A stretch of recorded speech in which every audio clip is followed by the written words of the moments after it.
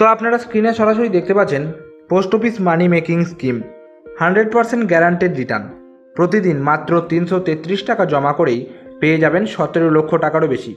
Post অফিসের এই স্কিমটির নাম কি, এই স্কিমটি সম্পর্কে বিশদে জানবো আজকের এই ভিডিওতে। অবশ্যই ভিডিওটি শেষ পর্যন্ত দেখুন এবং কি করে প্রত্যেকদিন 333 টাকা জমা করে আপনি 17 লক্ষ টাকা পেতে পারেন সে সব কিছু বিশদে জানবো। অবশ্যই ভিডিওটি শেষ পর্যন্ত দেখার চেষ্টা করুন। কি বলছে, দেশের মধ্যবিত্ত পরিবারগুলির মধ্যে প্রজন্মের পর প্রজন্ম ধরেই পিগি ব্যাংকে টাকা জমানোর অভ্যাস চলে আসছে। তবে এখন সেই পিগি ব্যাংকের ভূমিকা অনেকটাই পালন করছে পোস্ট অফিসের বিভিন্ন সঞ্চয় প্রকল্প। বিশেষ করে পোস্ট অফিসের রেকারিং ডিপোজিট স্কিম বা আরডি স্কিম।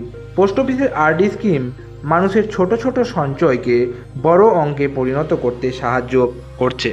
তো অবশ্যই এই পর্যন্ত পড়ে আপনারা যেটা বুঝতে পারলেন সেটা হচ্ছে পোস্ট অফিসের যে স্কিমটা নিয়ে আলোচনা করছি সেই স্কিমটার নাম হচ্ছে আরডি স্কিম বা রেকারিং ডিপোজিট স্কিম।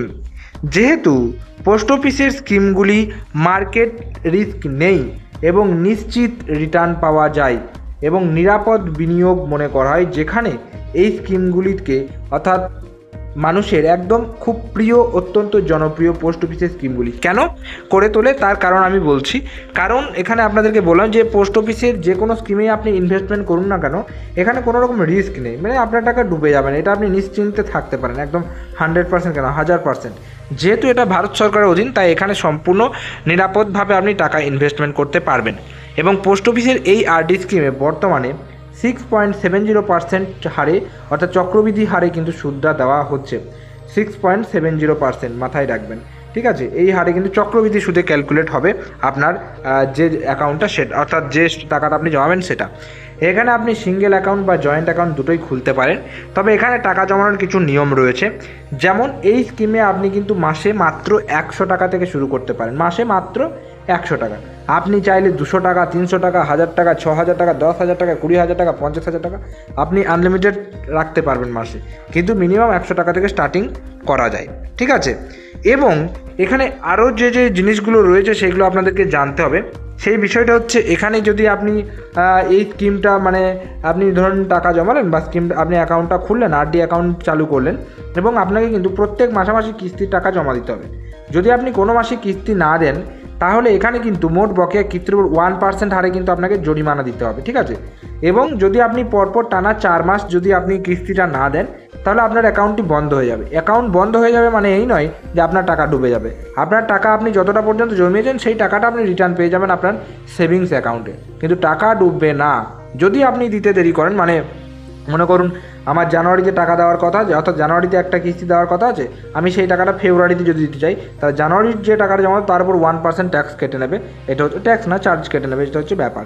এবং পরপর যদি আমি 4টে না দিই তাহলে অ্যাকাউন্টটা ক্লোজ হয়ে যাবে, কিন্তু যে টাকাটা আমি জমিয়েছি আগে দেখা গেল 5 মাস 6 মাস যাই জমিয়েছি সেটা পুরোটা রিটার্ন পেয়ে যাবে।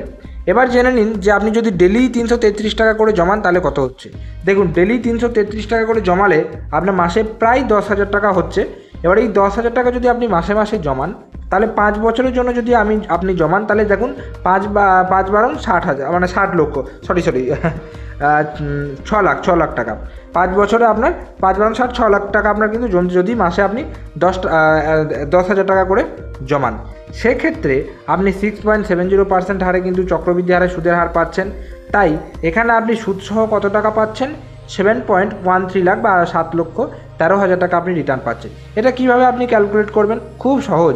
আপনি গুগলে সার্চ করবেন আরডি ক্যালকুলেটর বলে, সেখানে টাইম, সুদের হার সেট করে দেবেন, অ্যামাউন্ট সেট করে দেবেন, আপনার কত রিটার্ন পাবেন সেই মেয়াদে পর সম্পূর্ণ জানিয়ে দেবে। এবার দেখা গেল আপনি 5 বছর জমা করলেন, মানে 5 বছরে আপনি 7,13,000 টাকা পেলেন। এবার সেটা আপনি বাড়িয়ে আরও 5 বছরের জন্য করলেন এবং আরও 5 বছরের জন্য করে নিলেন আপনি সেই 10,000 টাকা করেই, মানে তাহলে টোটাল আপনার হচ্ছে 10 বছর। তাহলে দেখা গেল আপনি তাহলে আরও 5 বছর জমালেন, তাহলে আপনার টোটাল জমলো হচ্ছে গিয়ে 12 লাখ টাকা। এবং এতে আপনি সুদ হিসাবে আপনি যেটা পাবেন সেটা হচ্ছে 5,08,546 টাকা। অর্থাৎ টোটাল যদি আপনি 10 বছর টাকা জমান 10,000 টাকা করে, তাহলে আপনি সুদসহ 10 বছর পরে কত টাকা পাচ্ছেন? 17,08,546 টাকা সুদসহ আপনি রিটার্ন পাচ্ছেন আপনার হচ্ছে গিয়ে 10 বছর পর। তো এটাই ছিল ছোট্ট একটা গুরুত্বপূর্ণ ইনফরমেটিভ ভিডিও। ভিডিওটি কেমন লাগলো অবশ্যই নিচের যে কমেন্ট বক্স রয়েছে সেখানে কমেন্ট করে জানাবেন। যদি ভিডিওটি ভালো লেগে থাকে একটা লাইক করবেন, চ্যানেলে যদি নতুন থাকেন চ্যানেলটিকে সাবস্ক্রাইব করে পাশে যে বেল নোটিফিকেশন সেটা অলে সেট করে রাখবেন, কারণ আমরা এই চ্যানেলে বিভিন্ন রকম আপডেট সংক্রান্ত ভিডিও প্রতিনিয়ত আপলোড করতে থাকি। তাই অবশ্যই আমাদের ডিজিটাল বাংলা চ্যানেলটিকে সাবস্ক্রাইব করে আমাদের পাশে থাকবেন। তো দেখা হচ্ছে পরের কোনো ভিডিওতে, ততক্ষণ পর্যন্ত প্রত্যেকে সুস্থ থাকুন, ভালো থাকুন। টাটা এবং ধন্যবাদ সকলকে।